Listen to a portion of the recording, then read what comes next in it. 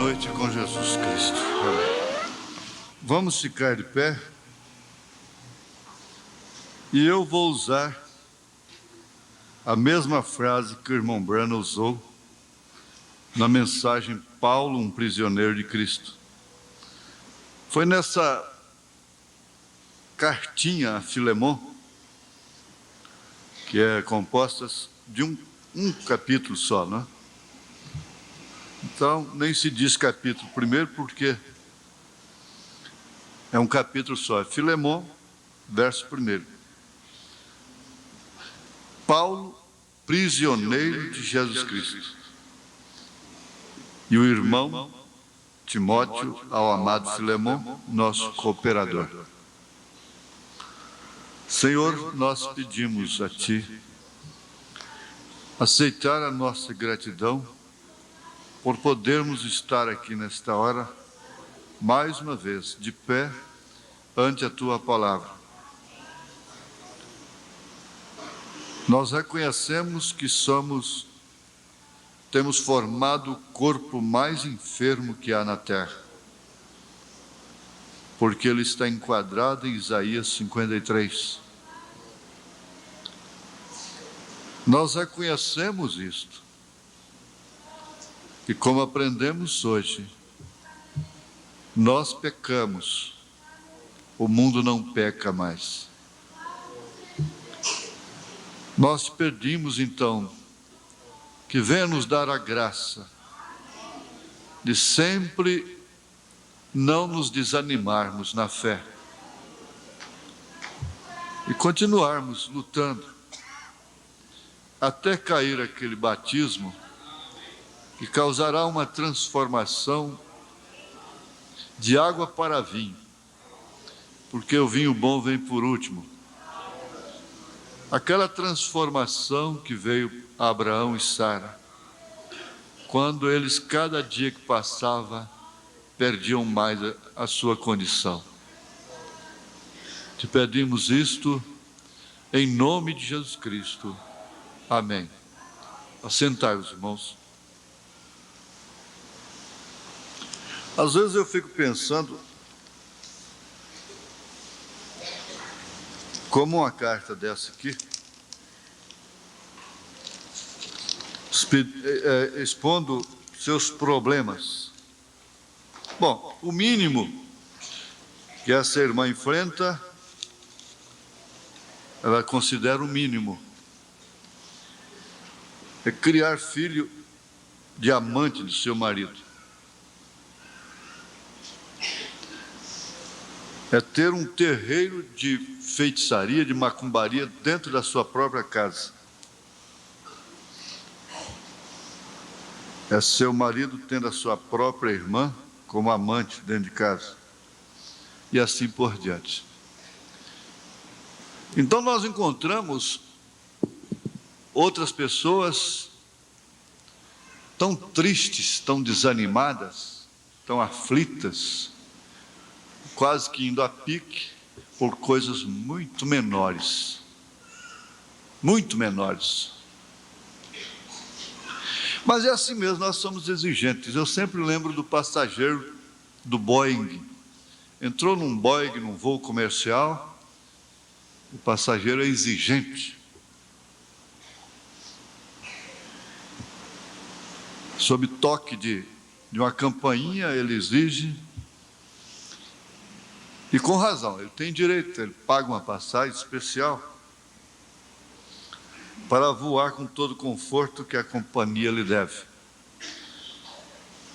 Mas acontece que quando a coisa arruina lá em cima, e que há uma pane, então aí acaba todo o conforto, toda exigência acaba. Vocês não sabem o que acontece dentro de um avião. Não digo esse avião pequeno, 2 pessoas, 3 pessoas, 4 pessoas, mas com 100 e tantos passageiros. Eu já viajei num avião com 480 passageiros. 480 passageiros. Ele pegar 400, já 2 vezes já. Quando aquilo acontece uma pane, que não consegue, a tripulação, o comandante, não consegue encobrir dos passageiros, o mínimo que acontece é mau cheiro, é tanta coisa, coisa terrível, gritos histéricos, e tanta coisa acontece ali dentro, porque eles estão vendo que a coisa vai precipitar lá embaixo. Aí acaba toda a ética, toda a exigência. Nós encontramos muitas mulheres assim, exigentes, cobrando mínimas coisas dos maridos, maridos arrogantes, cobrando o mínimo das mulheres, suas esposas, filhos cobrando dos pais, exigentes. Mas tem hora na vida que a coisa muda, e que ela passa a suportar coisa muito pior, e desejaria enfrentar aqueles probleminhas pelos quais ela dava ataques histéricos.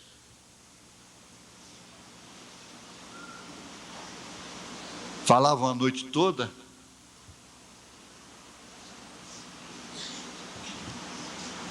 Vocês podem ver que a pregação do Evangelho, ela é simplesmente um encontro com os fatos, com a realidade.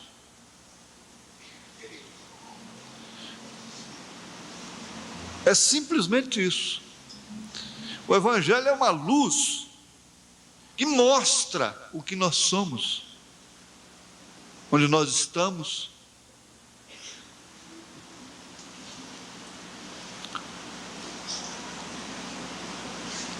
Aquela mulher, aquela senhora, abençoava o rei. E o rei era muito mal, todo mundo, onde ele passava, todo mundo amaldiçoava. Ela sempre dizia: abençoa o rei, abençoa o rei. Um dia ele implicou com aquilo: por que todo mundo me amaldiçoa e só você que me abençoa? Ele disse: majestade, porque depois do senhor vem um pior. Sempre assim, com todo regime de governo, sem pessimismo algum, a realidade dos fatos é esse. Cada período vai ser pior do que o outro. Porque nós estamos em pleno cumprimento das Escrituras. Então nós temos um povo aí exigente, na rua, e pintando cara, essa coiseira toda, e não sabe o que está pela frente. Pobres coitadas, crianças de 16 anos votando, exigindo. Não sabe o que está pela frente. Com razão, Paulo disse: em tudo dai graças, sede agradecidos,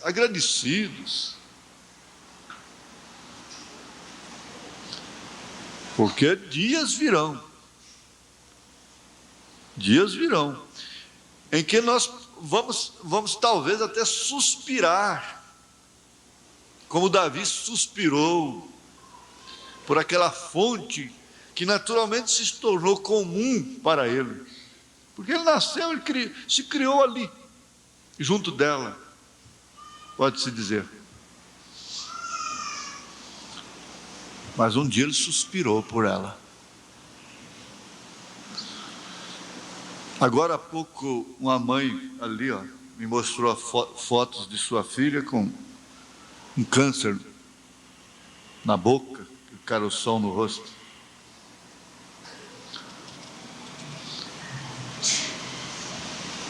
Isso é uma verdade. Nós temos aí essa mãe, para cima e para baixo, ela se sujeitaria a qualquer vergonha, a qualquer condição para ver a filha libertada daquele câncer.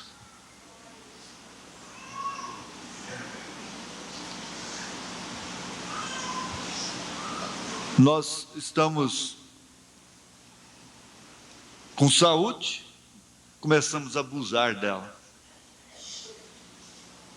Através da alimentação, fazemos um arroz de qualquer jeito, papa, arroz papa, você já viu isso? Arroz coroado. Agora, tem marido que quando cozinha, ele cozinha bem ruim mesmo, que é para a mulher não gostar mesmo. Não, você não... Tem uns deles que põe até alho inteiro dentro do arroz. Eles pensam assim, se a gente fazer gostoso, depois a gente vai ter que cozinhar todo dia para elas. O outro afoga o macarrão seco, pega o macarrão e joga dentro do óleo lá. Essa mulher não vai querer que esse homem faça macarrão. Eu dou uma receita, põe ele para fazer todos os dias, até aprender.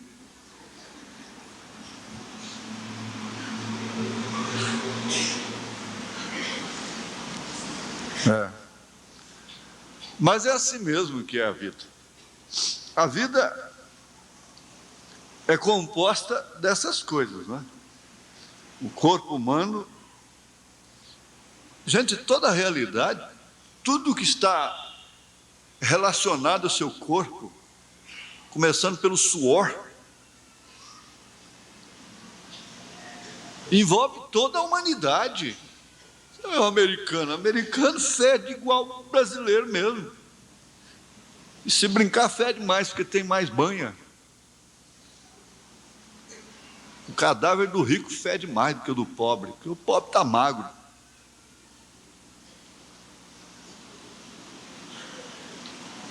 Não tem diferença. A carne é uma só, do preto e do branco, do amarelo, do verde, do azul. Tudo é uma só.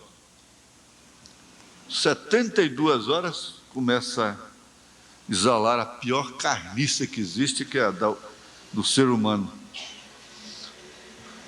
Então são realidades que nós temos que encarar na vida. Mas o nosso tema não se prende a isso, é claro. Nós vamos ver aqui, mudando, dando uma guinada, né, no assunto. Nós vamos ver aqui em Provérbios, no livro de Provérbios. Eu gosto de ler. Eu ouvi o irmão Prata orando: livra-nos do laço do passarinheiro. Eu sei esse salmo de cor, mas ele está aqui, é o Salmo 91. Ele diz: aquele que habita no esconderijo do Altíssimo, à sombra do Onipotente descansará. Direi do Senhor: Ele é o meu Deus, o meu refúgio, a minha fortaleza, e nele confiarei. Porque Ele te livrará do laço do passarinheiro. O laço. Aqui em Provérbios capítulo 13, verso 14, a Bíblia diz: a doutrina do sábio é uma fonte de vida para desviar dos laços da morte. Desviar dos laços da morte.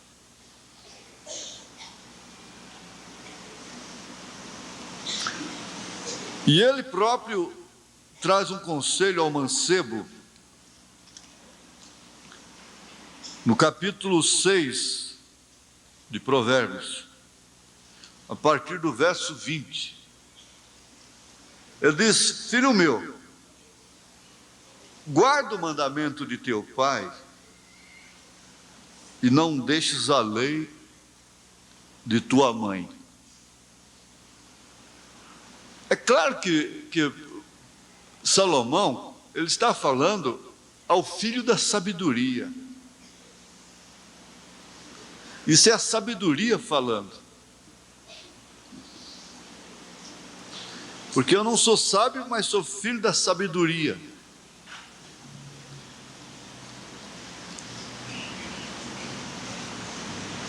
E ele pega com toda a segurança, faz referência a um pai que tinha mandamento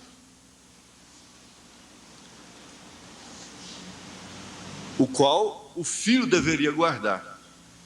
Agora começa por aí. Qual é o mandamento que seu filho deve guardar? Que você transmite para seu filho?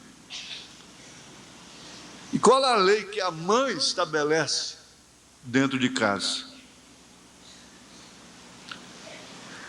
Isso é bom, é cada pessoa responder por si própria, para si mesma.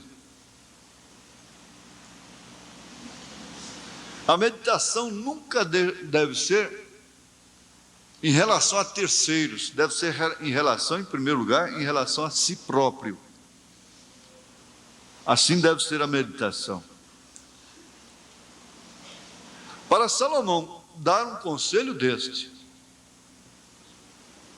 recomendando ao filho, é que ele diz: filho meu, guarda o mandamento de teu pai.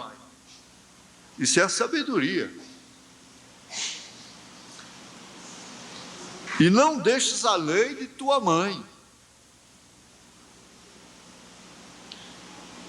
Então ele vinha de um costume ditado pelo próprio Deus através do profeta Moisés,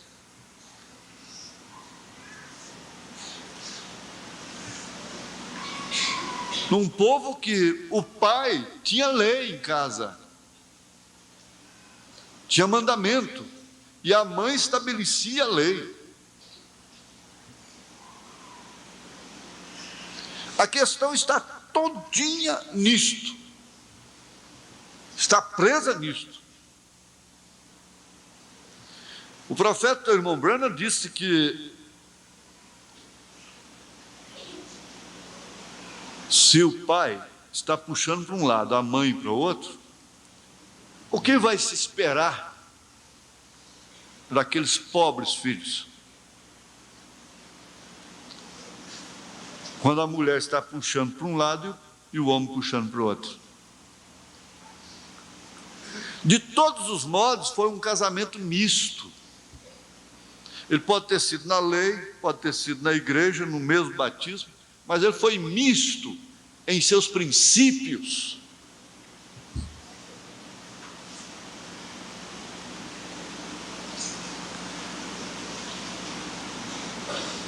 Porque o certo seria realmente os dois formarem uma unidade,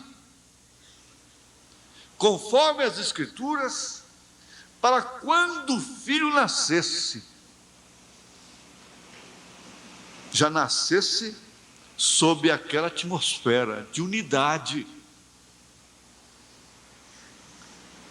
Numa casa onde o pai tem mandamento e a mãe estabelece a lei.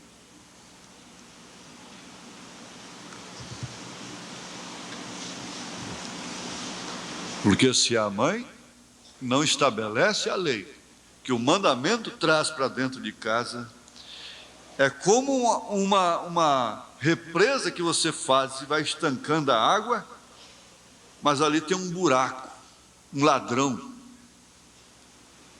Nunca atinge seu nível necessário para gerar energia. Tem um ladrão. É o buraco.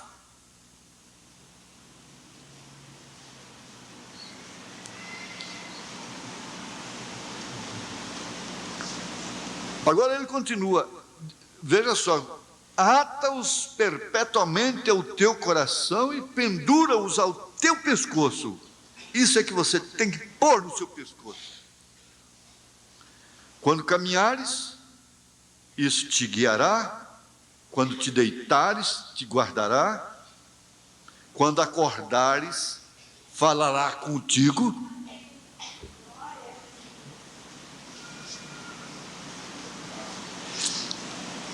Porque quando a pessoa passa pelo novo nascimento e que tem uma experiência com Deus, ela acorda, ela deita, ela trabalha, ela vive com aquela voz dentro de si.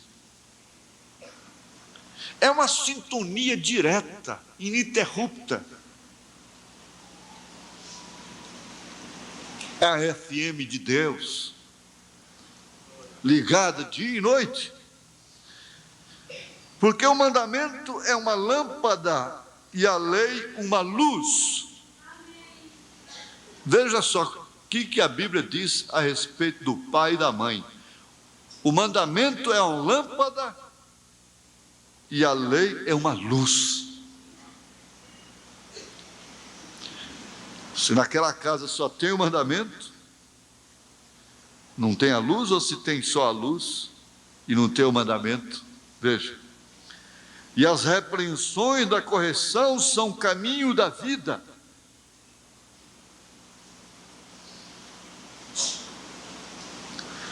Para te guardarem, veja como ele começa aqui, para guardar o mancebo. Isso ele começou lá de casa, lá do berço. Lá do berço. Nós aprendemos no encontro aqui, hoje de manhã fiz menção disso. O primeiro problema depois do Mar Vermelho foi casamento e divórcio. Foi quando Moisés pegou a mulher cusita. E dali então, abriu a represa. E fez com que durasse 40 anos aquela jornada. E tantos morressem no deserto. Então ele começa aqui com o mancebo. Veja, a primeira coisa que ele tem que te guardar é da má mulher, de ser laçado, porque ela é um laço. A sua formosura é um laço, os seus olhos são um laço. Veja, para te guardarem da má mulher e das lisonjas da língua estranha.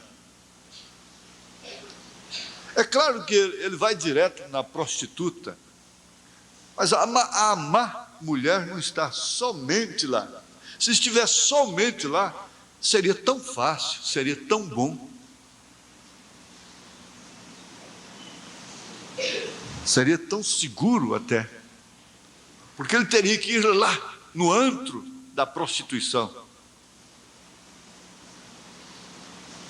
Como o profeta viu aquele vaqueiro velho lá separando umas novilhas das outras, ele disse: olha, aquela novilha lá, de olhar altivo, esperto, ela nunca será uma boa mãe. É por isso que eu a rejeitei. Ela é bonita, tudo, mas veja o olhar dela, filho. Ela nunca será uma boa mãe. Isso quer dizer, ela será uma má.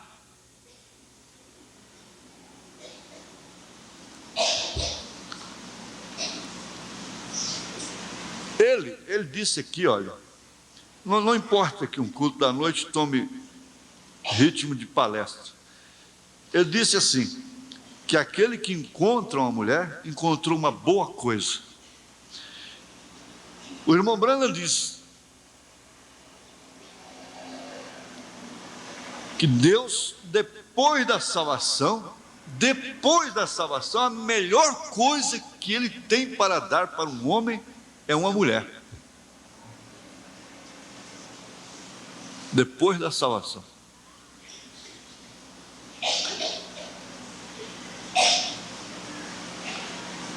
Mas como ele poderia se salvar, se livrar de uma má esposa? De uma mãe que não estabelece a lei do Senhor em casa, que não envolve no seu pescoço os mandamentos do Senhor, o temor de Deus, no lugar de um colar, de uma corrente.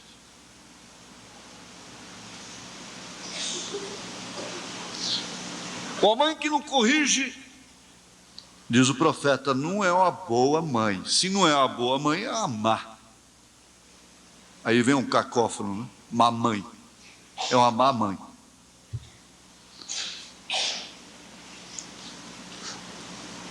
Para te guardarem da má mulher e das lisonjas da língua estranha, Não cobices no teu coração a sua formosura, nem te prendas com seus olhos.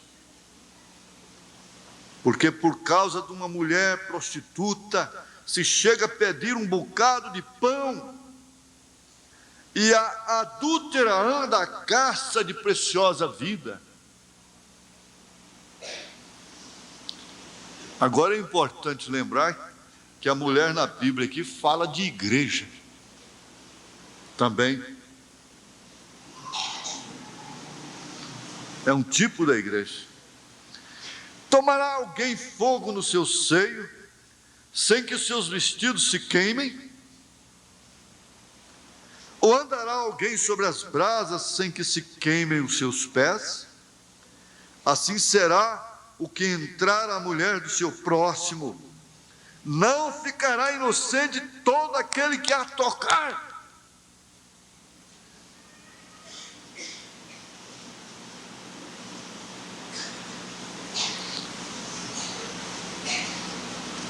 O profeta chegou a dizer assim, que o homem que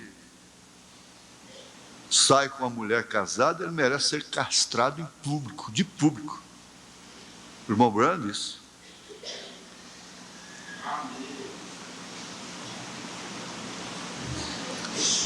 Não ficará inocente todo aquele que tocar na mulher do seu próximo. Não se injurie o ladrão quando furta para saciar a sua alma, tendo fome. Mas encontrado, pagará 7 vezes tanto, dará toda a fazenda de sua casa. O que adultera com uma mulher é falto de entendimento, destrói a sua alma. O que tal faz? Achará castigo e vilipêndio, e o seu opróbrio nunca se apagará. O opróbrio, o DDT. Forma uma cadeia. Vocês viram isso aí numa imagem. Agora, todas as vezes que você ouvir a palavra amnésia, opróbrio, você vai ver aquela cadeia de coisas, até sair no leite materno. Não importa se alguém esteja contra isso, mas na verdade é que isto não vai deixar que as pessoas se esqueçam tão fácil o que vem a ser um opróbrio.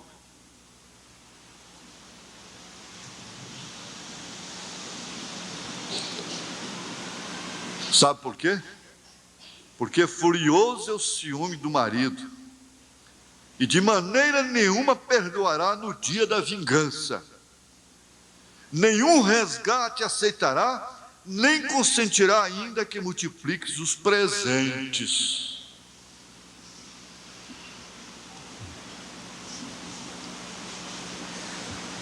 Olha, laço. O laço pode ser uma circunstância, uma cilada que amarra. E nós estamos vivendo exatamente no dia do laço do passarinheiro, exatamente no dia da peste perniciosa,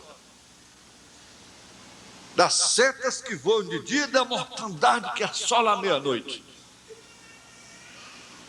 Exatamente, precisamente nesse dia. Nós estamos no apogeu da iniquidade, da indiferença. Nós estamos no ápice da injustiça. Nós estamos no cume do cumprimento de todas as Escrituras. Ainda vivo aqui o profeta disse que o próximo passo de Deus é o rapto.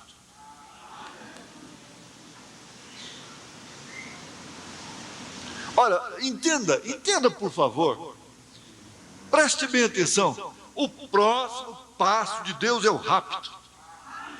Deus não vai fazer coisa nenhuma mais.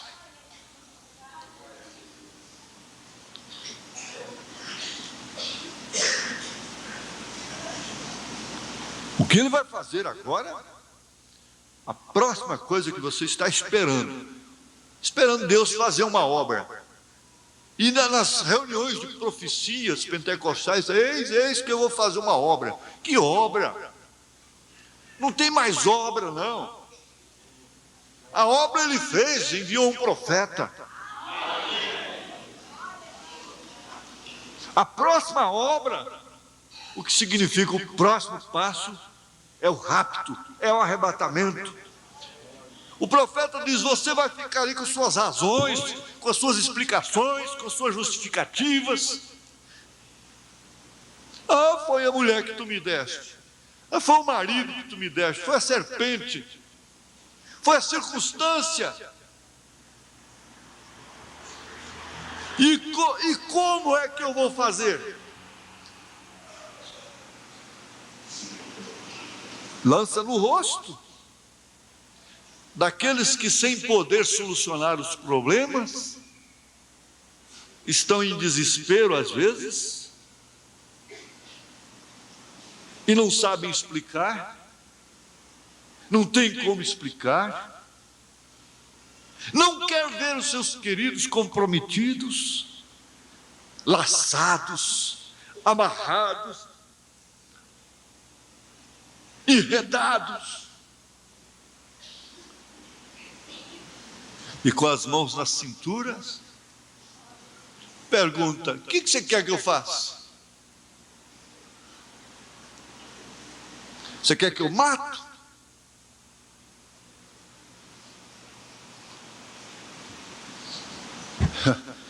Irmãos, o próximo passo de Deus é o arrebatamento, é o rapto.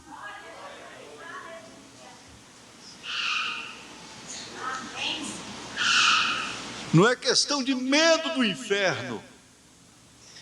Você não deve obedecer a Deus, obedecer a mensagem com medo de ir para o inferno. Você deve obedecer a mensagem porque você vai no rapto. Porque você é um passageiro da grande nave, da grande hora.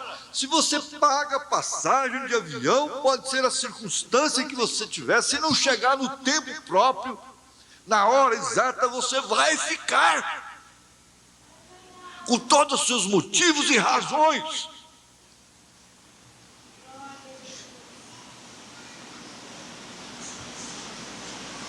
Fica assim.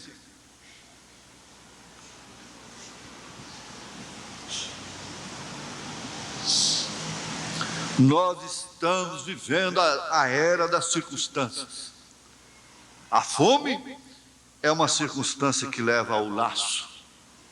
A ave com fome vai cair no laço.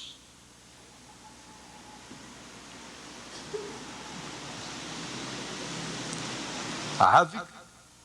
Agora eu pergunto, aquela pomba tão simples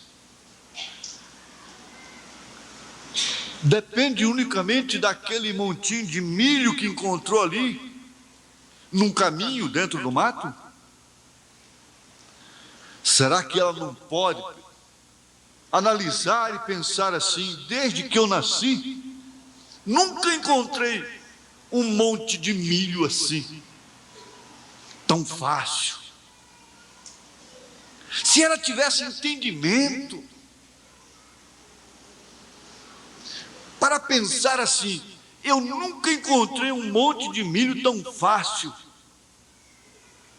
E a mamãe me disse que aquela casinha que está em cima ali chama-se arapuca. E o papai me disse que aquele colar que tem ali chama-se laço.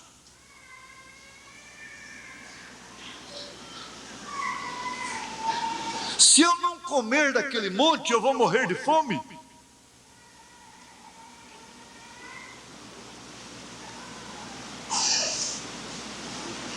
o dia que eu nasci, a mamãe, o papai veio e vomita no meu biquinho lá.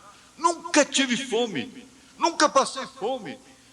Há tantas sementes por aí. Por que que eu vou comer nesse montinho de milho tão fácil? Tem arapuca nisso, tem laço nisto, tem forca nisto, tem inferno nisto.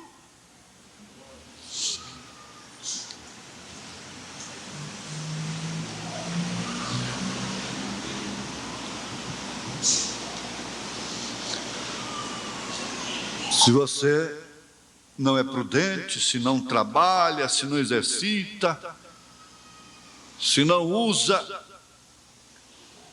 dos meios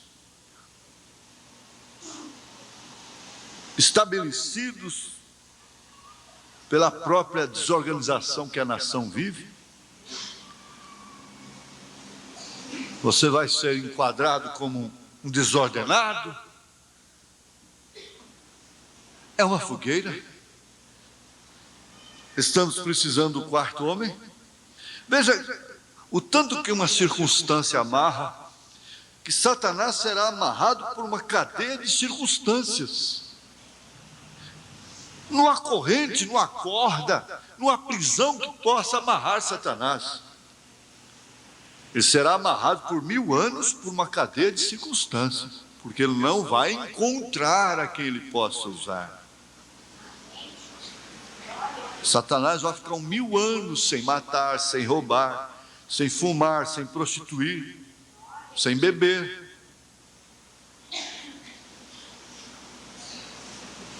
Sem pecar. Satanás vai ficar 1000 anos sem pecar. Mas não vai pecar circunstancialmente, como muitas pessoas não pecam por causa da circunstância, por causa da posição.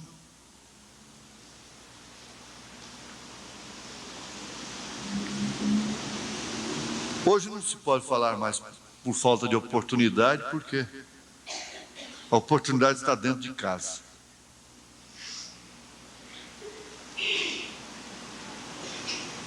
Tem um bichinho que põe de lado da mesa.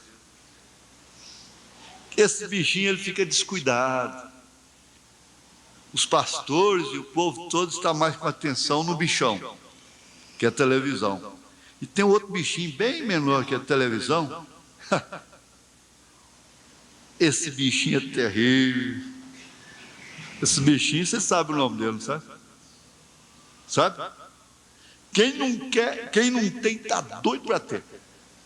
Só tem que fazer um consórcio e comprar um.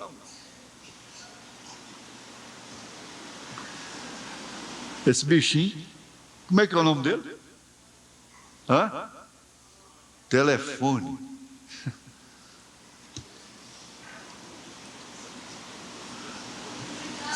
Isso é uma música assim, se esse telefone falasse. Meu Deus, misericórdia.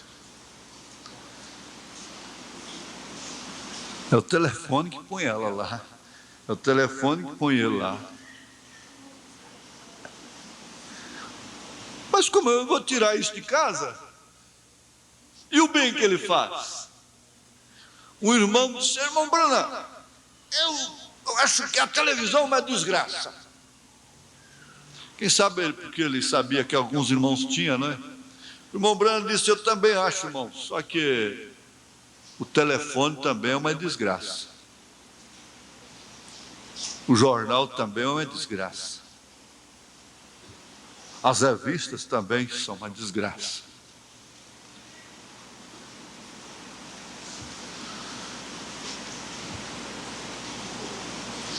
Agora, preste bem atenção no que nós estamos analisando. É uma cadeia de circunstâncias que nos envolve, de tal maneira que, como se pode viver sem carro desde que alcançou a condição, alcançando condição o carro em é o próximo passo. Não tem jeito de ficar sem carro. É humanamente impossível. Não vou andar de carroça, não vou andar de bicicleta, de carro de boi. A pé não dou conta, de ônibus tampouco. Então tem que ter um carro. Eles chamam-se de males necessários, indispensáveis.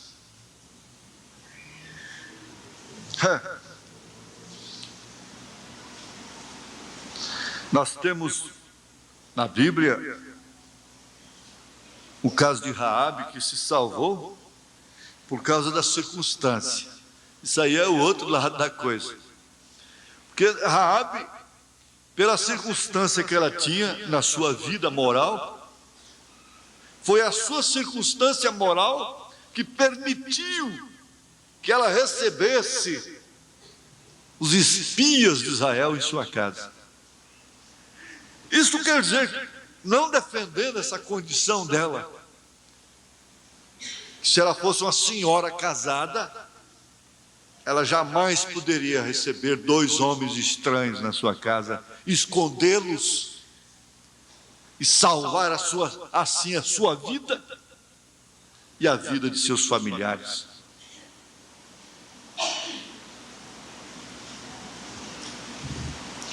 Isso não se aplica à igreja de Jesus Cristo no dia em que estamos vivendo, porque se ela foi, ela não é mais. Ela está no tempo de viver o sinal.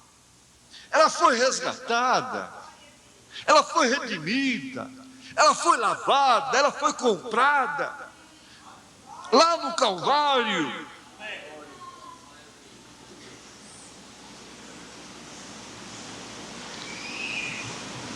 A cadeia, a arena, a fogueira deste século, desta hora que estamos vivendo, são as circunstâncias familiares, pessoais.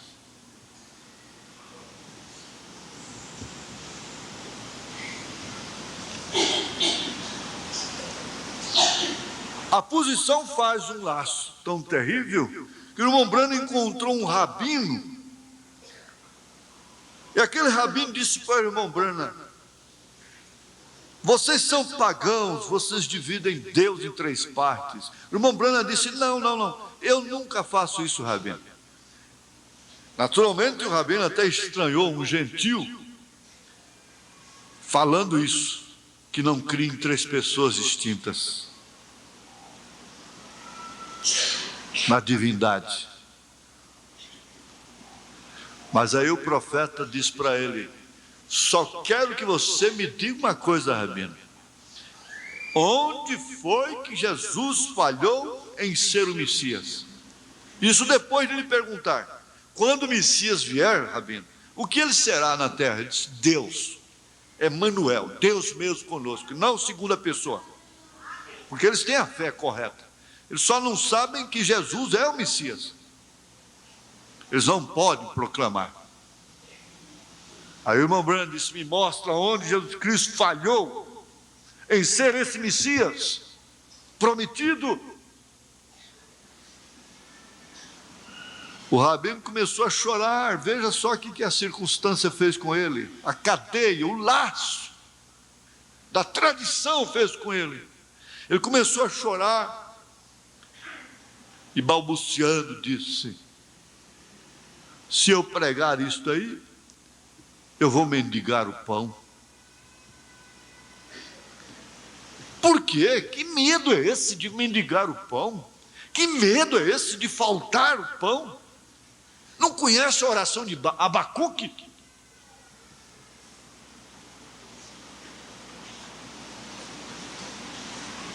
Foi aí que Jesus disse: por que andeis solícitos?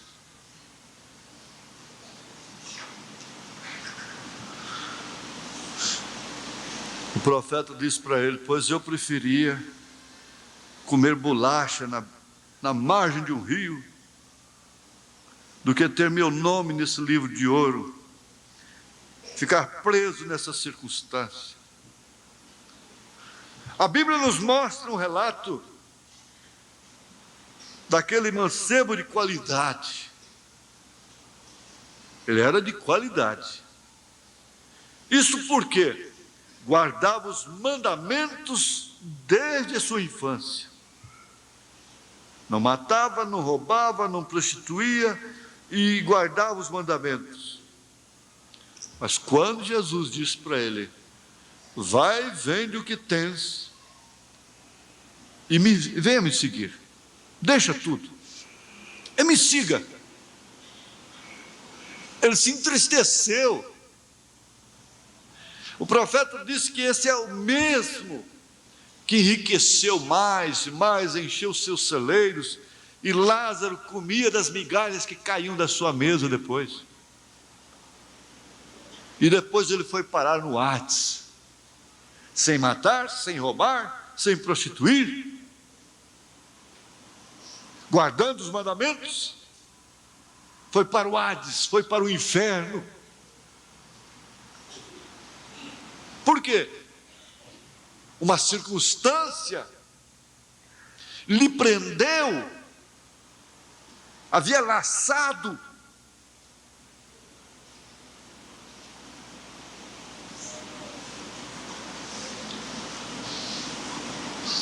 Aqui na mensagem Paulo, prisioneiro de Cristo, nós temos no parágrafo 77 o que o irmão Branham disse: nesta noite, se nós, como tabernáculo Branham, pudéssemos simplesmente nos tornar prisioneiros para nosso próprio ser egoísta, para nossa ambição, se pudéssemos nos render completamente e sermos subjugados por Ele,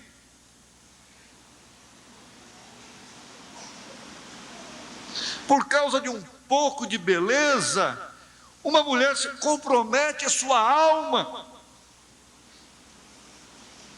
por causa de uma melhor aparência, compromete a sua vida eterna.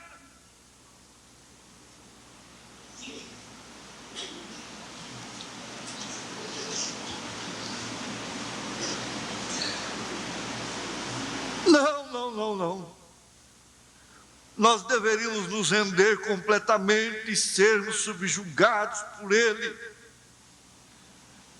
Não importa o que o resto do mundo pense, não importa o que digam os vizinhos, importa é que a Escritura se cumpra em sua vida para o bem de sua alma.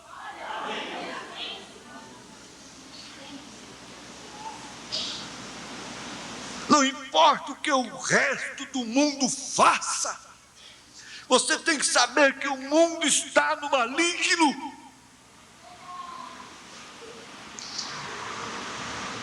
Está à mercê de uma grande hecatombe.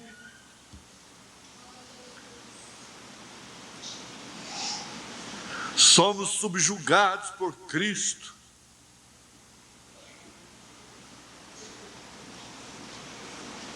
Eles não dançam. Meus olhos estão tão subjugados por Cristo que quando vejo estas modernas striptease na rua, eu viro minha cabeça. Meu coração está tão subjugado em amor com Ele, até o ponto em que não tenho amor por este mundo mais. Se eu perdi o amor pelo mundo, veja só como o mundo está amando o mundo, amando a ecologia,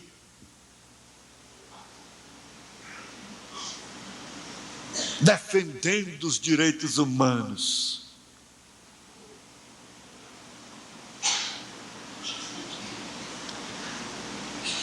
Ele disse: eu não oro mais pela América.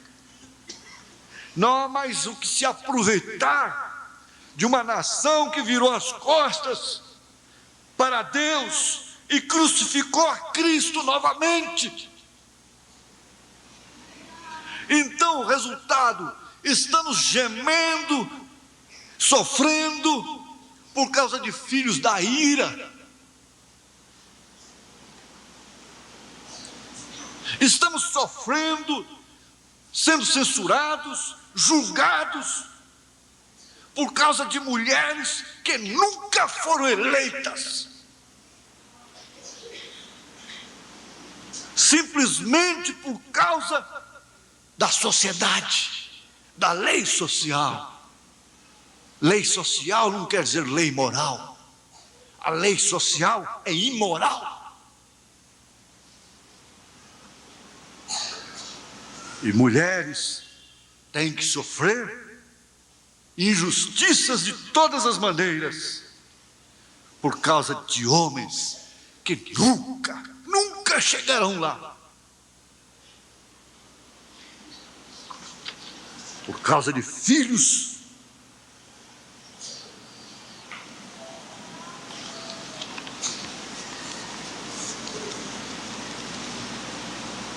que nunca estarão lá.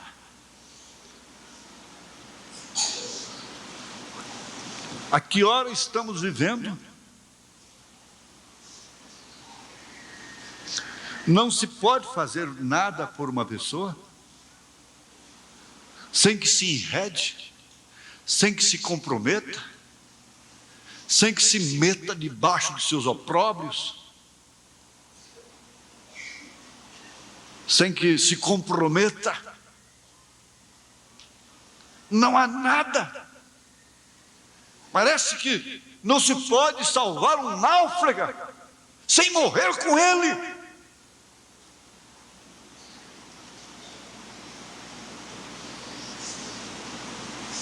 O náufrago, ele não tem consciência da vida do outro.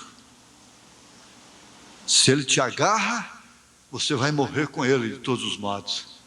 Você pode lhe dar um nocaute, desmaiá-lo, apanhar pelo cabelo, sem deixar que ele te toque, te comprometa. Você poderá salvá-lo, mas se não, você vai para o fundo da água com ele também.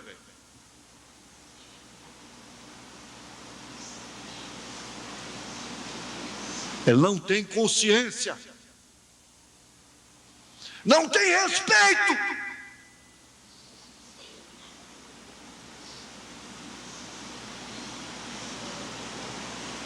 Pela vida daquele que está dando tudo por ele. Só pode ser uma amnésia.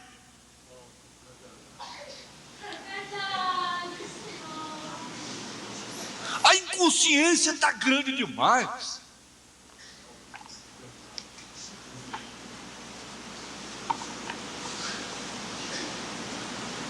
Pensam vocês? Isso não é para vocês, é claro, mas pensam para vocês que essas senhorinhas modernas querem maridos cheios do Espírito Santo dentro de casa? Não.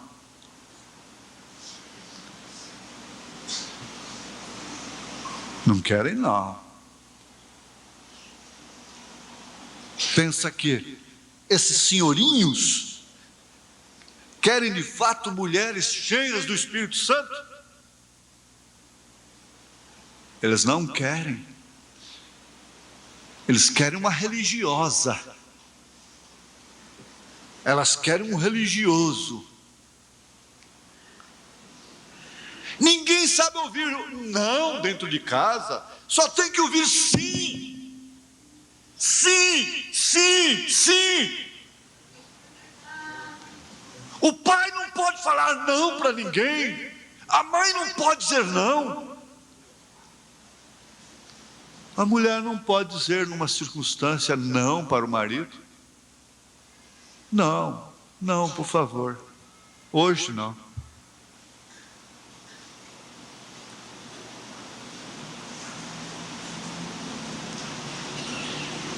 O marido não pode dizer não para a mulher. Eu estava meditando hoje. Eu disse não para um casamento hoje. Não sei como a família vai entender aquilo. Como vai entender, eu não sei, não importa. Essas pessoas não sabem ouvir não de ninguém. Para você ficar bem cotado, tem que ser sim, sim. Sim, senhora, sim, senhor. Sim, senhora, sim, senhor. Pois não. Que dia? Tá a hora? Sim, sim. Pois não? Sim, sim. Não. Vamos, vamos. Paga, paga. Pode, pode. Não pode dizer não.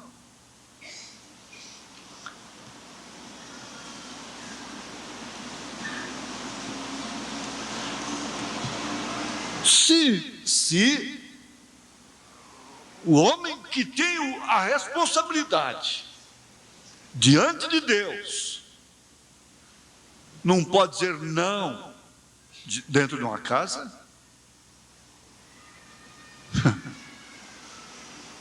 meu Deus, misericórdia.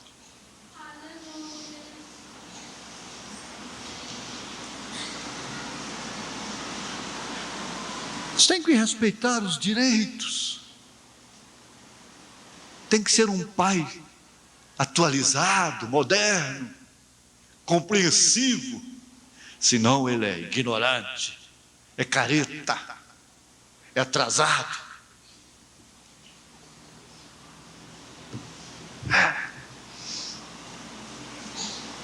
Sabe, é por isso que eu não tenho nenhum amor mais por esse mundo. Eu não tenho mais nenhuma inspiração, aspiração. O meu entusiasmo já acabou por tudo.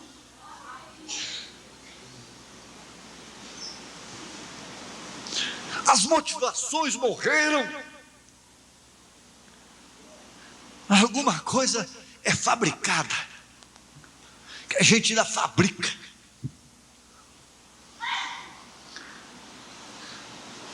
Meus desejos estão tão subjugados a Ele, até o ponto em que nem mesmo sei quais são as minhas ambições.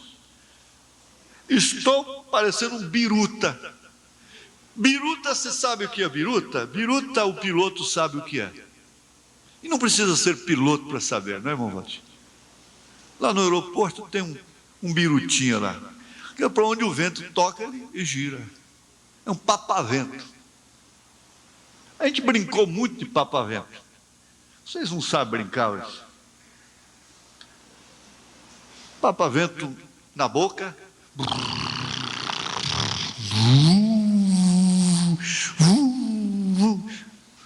Viajando contra o vento. No cavalo de pau, na carrocinha e assim por diante. É o biruta. Para onde o vento toca, bate, ele toca. Ele gira, né? Eu nem sei mesmo quais são as minhas ambições. Eu tinha planos. Eu gostava de plantar uma árvore, uma planta, uma fruteira. É porque ficou velho? Não, não é porque ficou velho, não. Para começar, ninguém ficou velho aqui. Só um.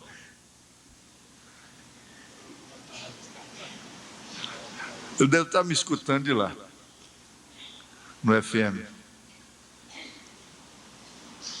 Não é velhice, não. Não é velhice, não é cansaço, não é estafa, não é nada disso. As preocupações vão aumentando em torno da gente, mas não é nada disso, não.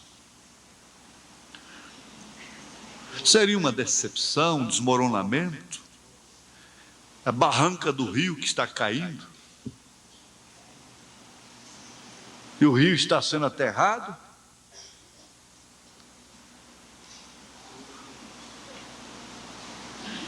Nós não estamos aqui para nos desativarmos.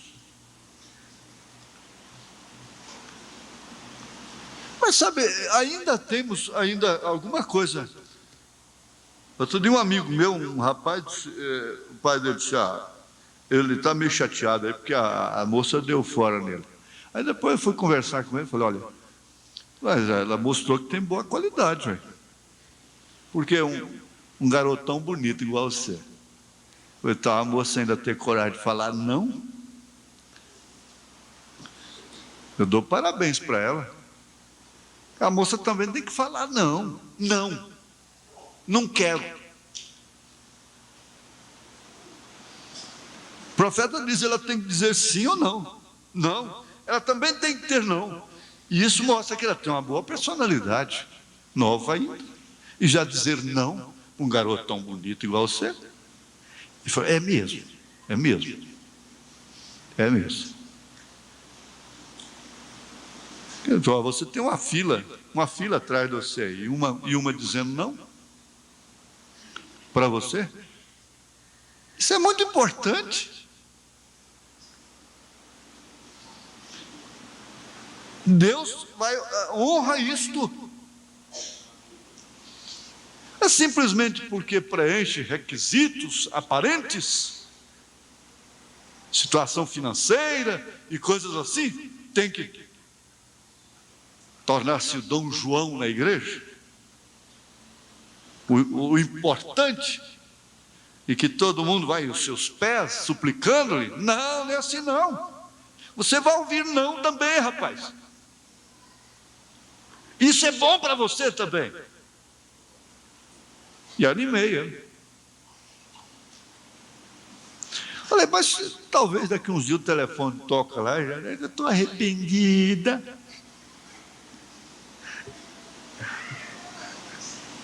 Aí era hora de você dizer: não, não, não, viu? Não, até que eu chegue lá.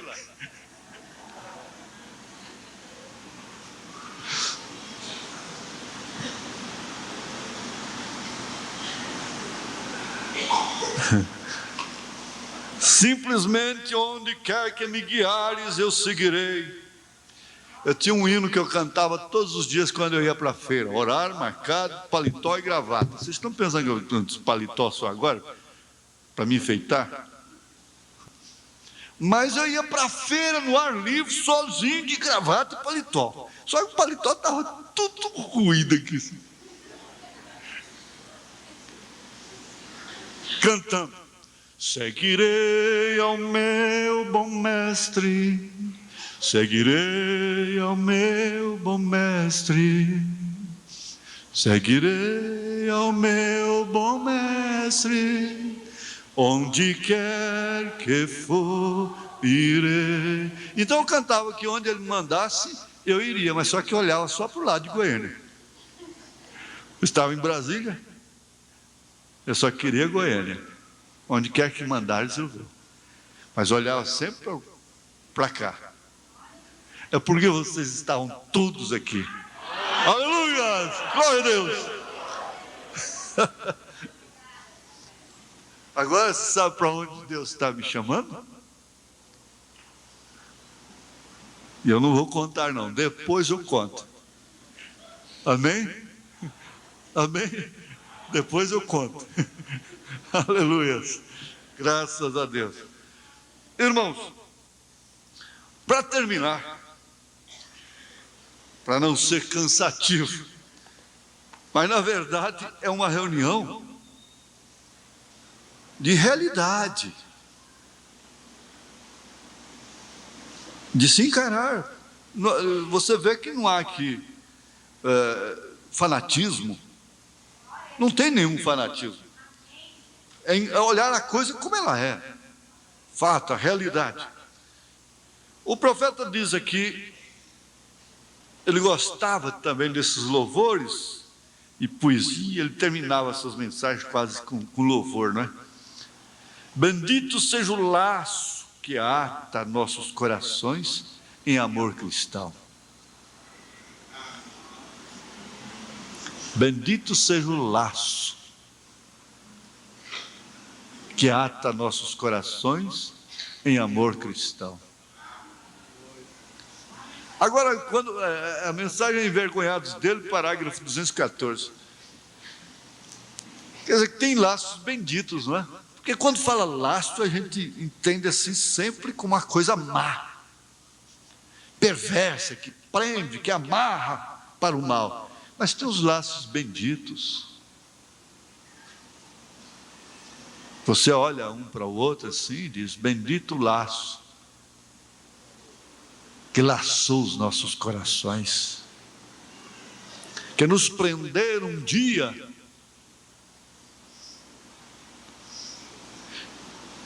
muito embora, de vez em quando, um coração bate no outro, tromba assim, chega para lá, chega para lá.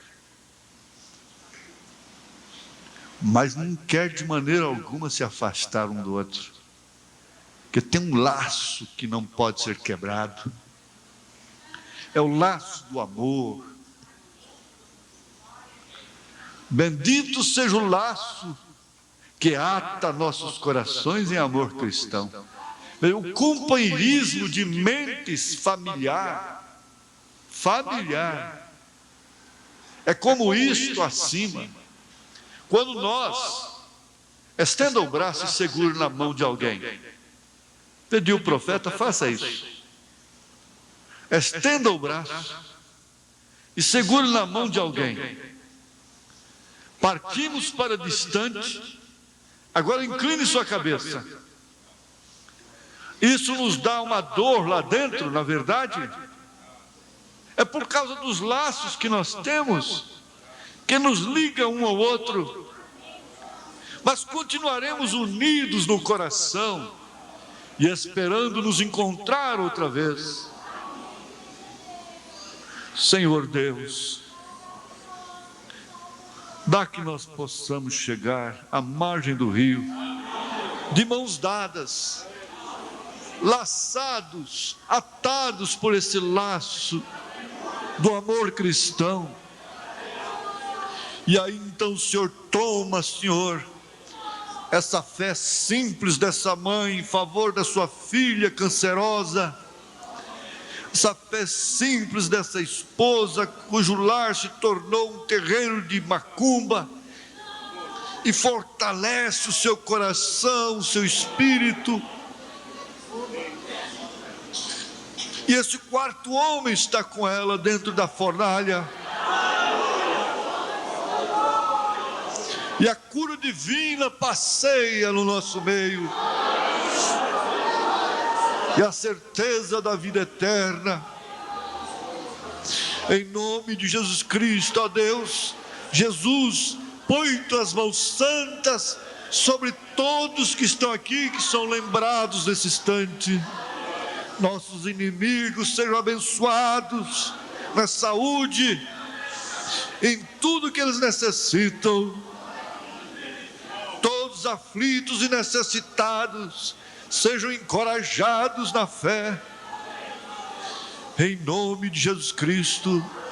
Aleluia, Senhor. Amém, Senhor. Amém. Glória a Deus. Amém. Você é um pregador do Evangelho também, e você está aqui por uma boa causa. Você não está doente, você está em necessidade e você quer um avivamento pentecostal para começar em sua igreja. Todos nós queremos isso. Vamos todos ficar de pé por um avivamento.